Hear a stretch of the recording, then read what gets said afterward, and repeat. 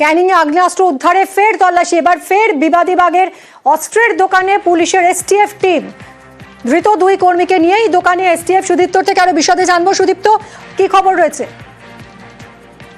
দেখুন, দক্ষিণ 24 পরগনা এবং উত্তর 24 পরগনার মিনাখা, দক্ষিণ 24 পরগনার জীবনতলায় যে যাদেরকে গ্রেপ্তার করা হয়েছিল এবং যে কার্তুজ পাওয়া গিয়েছিল, প্রায় 200টির ওপরে কার্তুজ পাওয়া গিয়েছিল, বন্দুক পাওয়া গিয়েছিল, সেই তদন্ত ধরেই এগোচ্ছিল এসটিএফ এর গোয়েন্দা বিভাগ। এবং আজকে এবং গতকালও এবং আজকেও এই এসটিএফ এর গোয়েন্দারা তারা পৌঁছে গিয়েছেন বিবাদী বাগের যে অস্ত্রের দোকান রয়েছে সেখানে।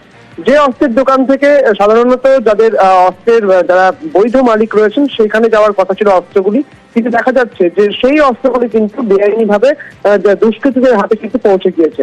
এবং তার তদন্ত করতে দুজন, মোট 6 জনকে গ্রেপ্তার করা হয়েছে। তাদের মধ্যে দুজন যারা এই অস্ত্র দোকানের যারা কর্মী, একজনের নাম শান্তনু সরকার আর একজনের নাম জয়ন্ত দত্ত। ওই দুজন কর্মীকে নিয়ে আজকে তারা এসেছেন এবং এসটিএফ এর গোয়েন্দাদের সঙ্গে একেবারে কেন্দ্রীয় অস্ত্রাগারের বিশেষজ্ঞরা তারাও কিন্তু এসেছেন। এবং মূলত যে স্টক, অর্থাৎ যে বিক্রির সময়, বিপণী থেকে বিক্রির সময় যে স্টক রেজিস্টার রয়েছে তা কিন্তু তারা খতিয়ে দেখছেন যে পরিমাণে অস্ত্র বাইরে গিয়েছে তা কি রেজিস্টার করা রয়েছে।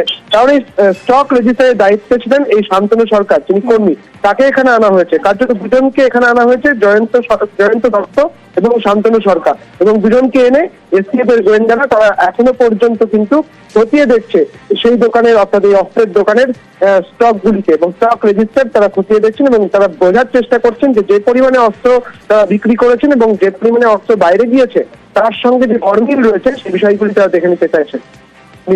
ধন্যবাদ সুদীপ্ত।